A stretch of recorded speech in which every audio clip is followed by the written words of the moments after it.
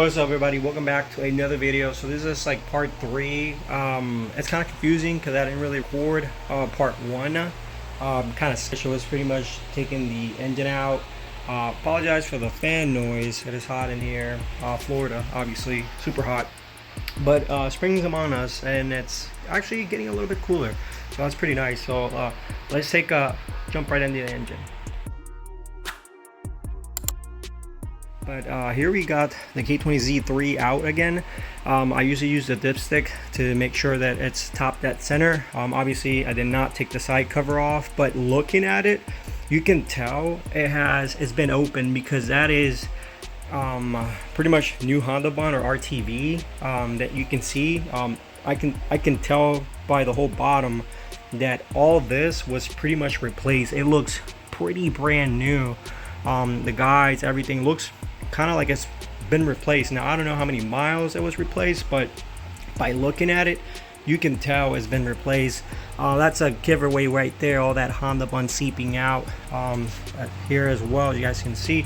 So this engine was at some point overhauled, and I actually found the leak source. So if you guys can see, they put some RTV there. It wasn't that, it's actually the bottom part, sorry, it's down here. So it was actually leaking from the oil pan, but inside where the crank where the flywheel sits. So it was actually my oil pan that was leaking. Somewhere around here, it wasn't properly sealed, so that's where it was leaking. Once I change the pump, I'll probably put that one up for sale. I don't think I'm gonna keep it. I really don't like that pan. It doesn't really fit my application. But yeah, everything looks pretty replaced for the most part. For the K20Z3, in order to work with my RSX engine harness, I did have to change this oil pressure sensor, because the K20Z3 is different. So I opted for this one. Kind of looks like a aux port or whatever, or like a headphone jack. Sorry, a headphone jack, kind of. So yeah, everything seems to be replaced inside. There's no need for me to take the side cover. I was gonna take it, but at the same time, I don't think I'm going to. And going back to putting it back in top dead center, as you guys can see, the marks a line right there. I mean, it could be better. That's supposed to be in there, and then that's supposed to be in there. But I mean, we are at top dead center for the most part. I mean, the engine has not given me any issues. Drives pretty good, no misfire, so it looks like it's pretty up to part. And then also I have noticed, because I am dadding into the oil pump on these balance shaft ones, you guys can see everything's top dead center, everything it's aligned. And then you guys can see here the balance shafts are also aligned with the engine. So it makes sense, because you don't want those balance shafts to be spinning awkwardly or improperly. It will probably cause a lot of vibration, and it'll probably break the pump. I'm pretty sure it will. So just make sure that when you put everything TDC, the pump as well, if you have this balance shaft, you do it as well. The PRB one does not have a timing on it, because it doesn't have balance shafts. But this is the one that I'm probably going to be opening. I'm probably going to take it apart, because I'm going to see if I can swap out. You guys can see this pickup. So back to the engine. I did take some of the accessories out here from the power water pump housing. You guys can see this is the oil cooler one. You could swap this onto a K24 one if you want. You just need to make sure you have the whole kit. You can actually get it from an RSX as well, Type S, but I preferably will, if you're going with a K24, get the K20Z3 one. It actually fits a lot better. But if you're going with bigger intake manifolds like Skunk 2s or something like that, ultra manifolds, then you're probably gonna have to cut this anyway. So at that point, it doesn't really matter which one you get. But yeah, so everything looking good. I believe this motor, when I looked up the VIN right here, I think it was at like 153,000 miles, which is, I mean, still has a lot of life left.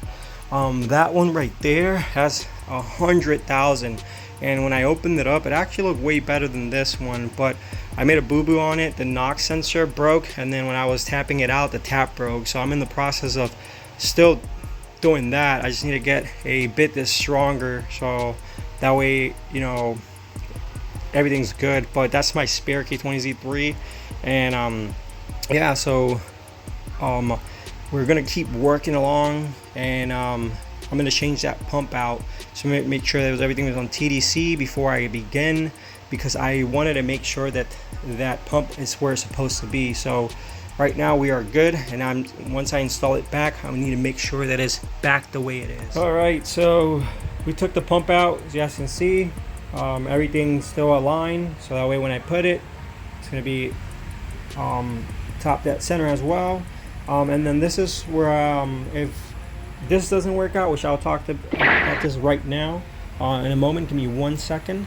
But essentially, if I was to put my Type S oil pump, which I do have over there, and that's kind of like what I want to do, but for right now I want to try this. You have to remove these little window trays, obviously put the window trays, and then that oil port right there, you're gonna have to remove it, same as the K24. The only difference, I believe, is you have to tap that one because there's no threads on it. Luckily I do have that tap, which is an M8 by 1.25, just in case. You gotta be super careful because you don't want to introduce any of those straps inside the engine. So what I would probably do is just dab it in grease, and then slowly work my way inside, and then obviously I'll position the engine back on top, and then, you know, brake cleaner little by little so I can start getting all that gunk out. Kind of like controlly, very controlly and slowly. That's going to be the Type S oil pump that we're going to be installing. So here we got the Type S oil pump, courtesy to Dave. Thank you, Dave. I appreciate it. I bought this a long time ago, and now I'm going to be using it. I put a little tape in there because I had it in storage, but here it is all cut out, and we're going to throw this one in there. We got all the hardware in here, so you guys can see. So in here you provided all that. You got the chain, the guide, the 8 millimeters. You got the tensioner in there as well, looks pretty decent. The baffle as well. And yeah, so I'm gonna have to take out the side cover because obviously it won't be able to access this guide. And then also I'm gonna have to take out the command balancer and the crank pulley. It's gonna be fun, something that I didn't want to do, but we're gonna have to do it. And obviously we're gonna have to take that out as well. All right, so we took the side cover off. We have it here. I'm gonna have to clean all this up. It has a lot of Honda bonds, so I'm not knocking whoever did this. I mean, they did a pretty good job, besides not getting correctly the oil pan. But I did find Honda bond or RTV inside the pickup tube. So it was just too much. I mean, you can see it there seeping out. It was a lot of Honda bond. As you can see, I'm peeling it off. Yeah, so it's like, so far everything looks pretty good. My first time taking a K20 apart. Very obviously similar to a K24. Yeah, I had to take this off too, kind of like that little pickup for the oil cooler, because otherwise the side cover will not come off. Overall, I'm gonna go ahead and make sure it's TDC. This as well. If it's not how I want it to be, then I'm probably gonna have to take everything off again and do it myself. But go ahead and change the guides, clean this out, and get ready to put the Type S oil pump. All right, so look at this mess. I do not wish this on anybody, but we got a lot of progress. Sorry, the engine's kind of canted, but I went ahead and removed obviously the side cover that I was telling you guys. Sorry I didn't record it. It's been off camera. We have the Type S oil pump right there, kid. I went ahead and cleaned everything up, put it back in time. You guys can see, it's kind of hard to see, but TDC. I went ahead and got this tool, you guys can see, to lock the cams in. Once I'm all done, I'll just pull them out, and then everything will be good. Obviously you want this to be aligned, see right there, and then I always put a dipstick in cylinder 1 with the spark plug off until it reaches all the way to the highest point ever that it can achieve. And then, you know, I ended up putting this guide right here for the timing chain to kind of help it so it won't skip at the bottom. I had that was for my K24. We got the guide here for the Type S, and then I'm gonna go ahead and start tapping it right there. I went ahead and removed it for you guys. This is the easiest way to do it. Just get kind of like a screw. There you go, screw, and then just pull it out. So you got a hair in there, and then just pull it out. Pretty much just boop.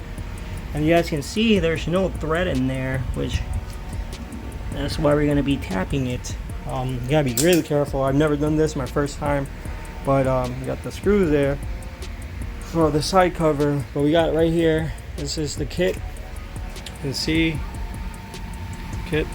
I do not need this because I'm just gonna go ahead and tap it, but we'll go ahead and just dab this in some grease that I have in there, and I'm gonna start feeding it little by little, and then yeah, so wish me luck, and hopefully I don't mess it up. So yep, showing you guys right there, I am almost done backing it. Obviously I need both of my hands, but as you can see, I'm almost done. So I'll show you guys the progress. Alright, so we got it done. As you guys can see in there, came out beautifully. Should I cleaned it with some brake cleaner, the engine upside down, the grease came in helpful, and yeah, so it's right there, and I actually have a bolt for it right over here. Focus. There you go. As you can see, a little test fit.